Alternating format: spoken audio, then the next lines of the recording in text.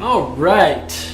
Well, we are back for another consecutive episode of Whatever This Is, and let's get into whatever this is. Well, I think it would be more of whatever these are. Yeah, it's a plural? Yeah, it's plural. It's plural. Show is whatever this is. It's whatever these are, though, this time, I guess. We're wasting whatever that is. So yeah.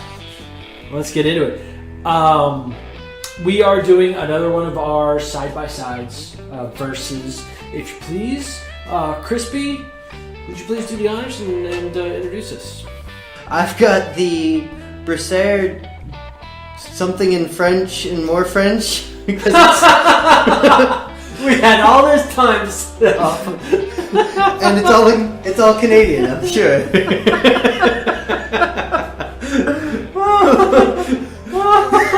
We had all this time to set up and we didn't even fuck it. Fuck it. Just do it live. I gotta set this down.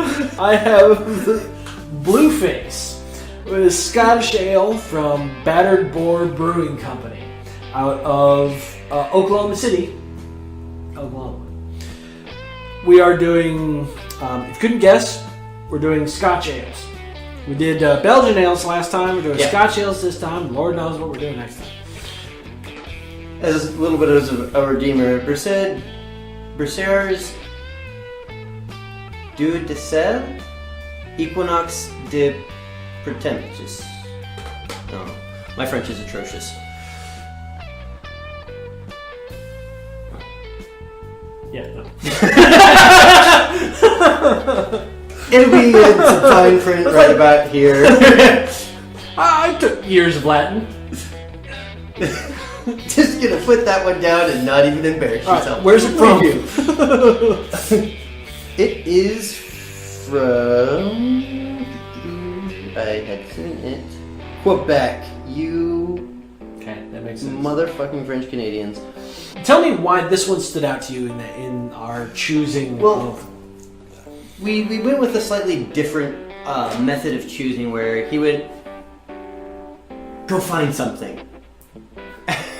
Go on, boy. Go. You go find something. Because we were both wandering around the store looking at all the aisles, just straight aimless. There's so many choices. And finally, I was just like, no. Go choose something, and I'll match it. We'll find it. Yeah. So, first thing that caught my eye was actually the interesting artwork on this one. It wasn't super over the top, but it wasn't anything that was too muted. It kind of popped from where it was at. Mm-hmm. And then I saw it was a Scotch ale. I kind of remembered the Scotch ale. It was really tasty. And then it was brewed with maple syrup, which I'm from the north, normally where I originated from, and maple is kind of a big thing. So, without further ado, I flash burned the top of my hand while welding the other day, so I'm not using my normal ring, so just have to bear with me on not doing the fancy ring pop. I didn't even have to. Yeah. Mine's a twist top. Neither did you.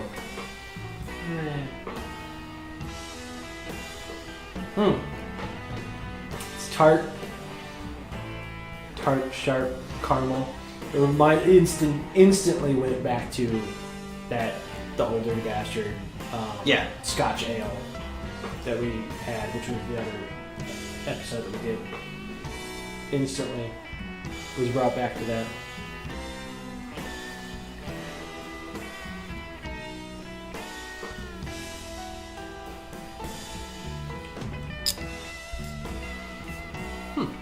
Now, I'm not going to drink mine from the bottle because mine's bottle finished, and I know this because we actually took a light to it to preview on mine.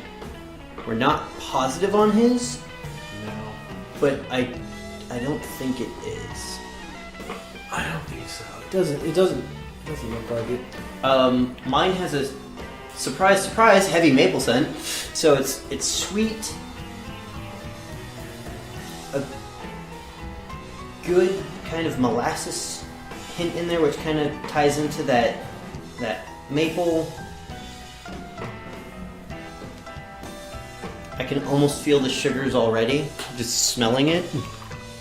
I don't know how much of that is psychosomatic or... I don't know, I can definitely see the particulates in mine floating around, which kind of makes me happy. Just a lot.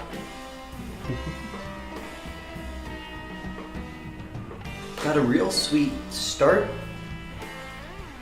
kind of bitter, and then goes into the real malty flavor. It looks like a watered down Dr. Pepper insofar as like the color. Yeah.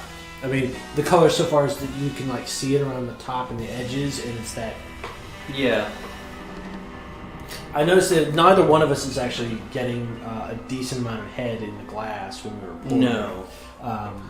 And I poured the last quarter of mine directly into the center just to try and bring it out a little bit. It popped up. But that being said, at least mine is still super carbonated. Yeah, mine's fairly carbonated as well. Yeah, I don't remember that as being a component. No. But it might just be our inexperience with it. Boy, that is hard to pin down.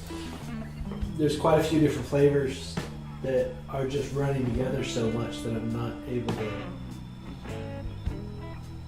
super concentrate on something. Other than the strong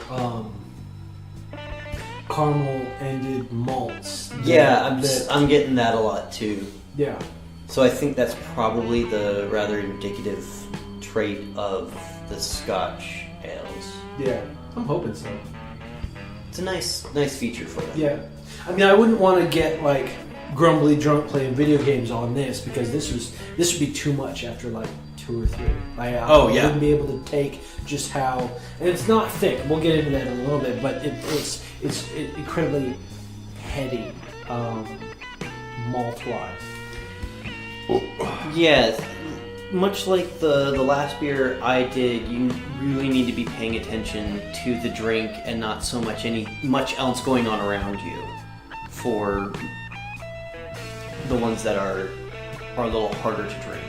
Oh yeah. Mine seems fairly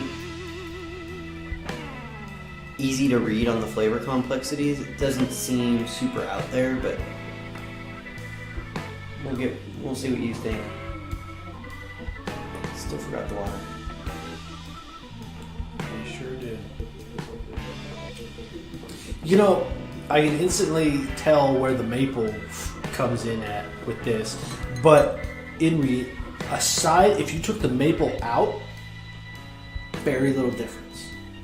I'm picking up kind of a chocolatey scent to yours, chocolate coffee scent. Yeah, I think in a lot of cases where you taste coffee, I taste caramel. Could be. Yeah, this has a much more like burnt sugar type scent to it, like maple, like that crisp on top of creme brulee. Yeah, it's been blazed. Now, I'm not getting a coffee flavor in the tasting. I could just smell it. But they are very similar in taste profiles. Just that one is sweeter. It's sweeter and it's less carbonated, and it's got less of that medicine edge to it. This is some sort of herb, but I'm not sure what it is. I don't know if that's like the edge of the hops that you can still taste, or whatever it is that makes the Scotch ale a Scotch ale. So it is very unique in its taste. I just don't know how to explain it. Ultimately, they're very similar, these two. Yes. If you like a sweeter beverage.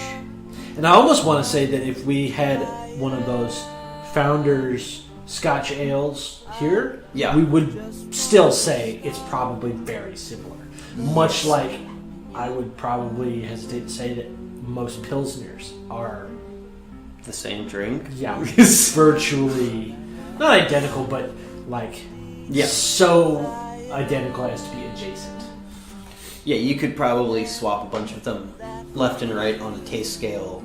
Getting down into the right before we start that, is there anything else that you want to say about your drink? No, not really. They're both so similar in flavor this time that it's really hard to come up with much difference in opinion on them. They are startlingly similar. To be two breweries on opposite sides, well, not opposite sides, but very far away. Yeah. They're really similar. Which is not a bad thing per se. It's a great drink. Scent is very crisp, refreshing.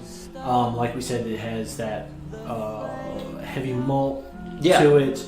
Some coffee, some, in your case, maple. It has an undefined, like, I don't want to say medicinal quality because that most people equate that with bad tasting. But it has that herbal, sharp, fresh herbal, that I guess is got to be the American hops. It really has got to.